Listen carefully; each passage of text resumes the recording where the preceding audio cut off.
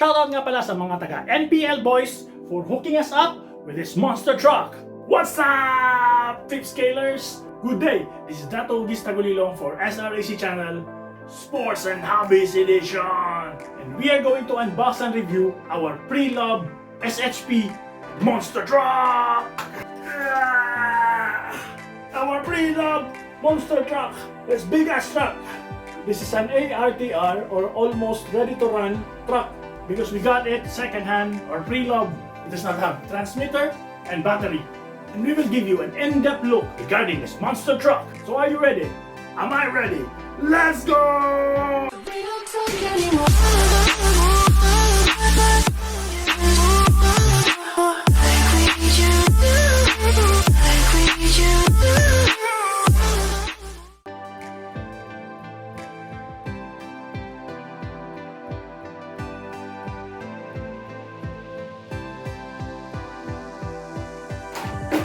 First is ikakabit natin yung gulong.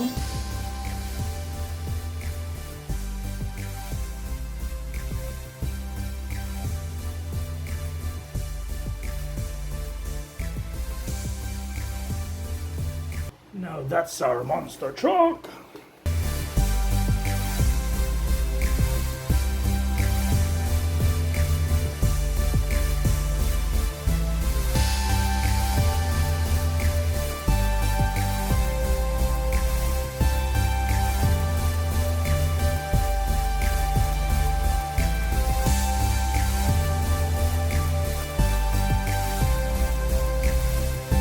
So this is the HSP Monster Truck 5.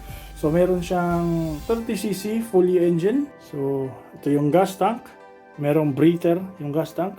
Tapos makapal. Parang upgraded yung shock tower niya. At merong customized brace para dito sa ating tune pipe. Beefy din yung shocks. At saka itong gulong sa sobrang laki. Ito yung kamay ko relative sa gulong. Tapos makapal yung body niya. Center brace, metal center brace na rin. Makapal. Ito yung wire na ito. Ito yata yung para sa battery. Ito yung receiver box. So walang receiver to. At ang laki ng servo sa steering. Malaki yung dalawa. At dalawa yung servo para sa steering. So, siguro push and pull ito, no? So, kung ito ay nagpo-push, yung sa kabila is nagpo-pull. So, dito natin lalagay yung ating receiver box yata. Ito yung ating gearbox. Ito yung clutch bell carrier at saka yung clutch bell. So, dito ito yung pinaka-drive shaft niya. Since ito ay 4-wheel drive, so ito yung center drive shaft. Meron siyang drive shaft dito para sa front and rear drive shaft. Meron na siyang, ayun, ang kagandahan ng mga nabibili nating Preloved is meron na siyang yung mga kailangan na upgrade na nila na sa first owner. Pero of course, caveat din yan kasi meron din mga owner na hindi maalaga. Swerte lang tayo at nakabili tayo doon sa maalagang owner. So ito yung air filter, carburetor, ignition plug. So susubukan natin tingnan yung receiver box.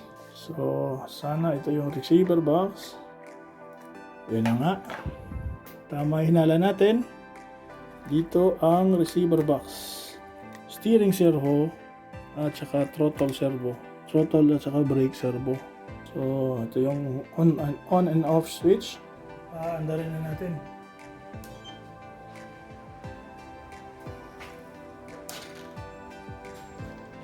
Okay.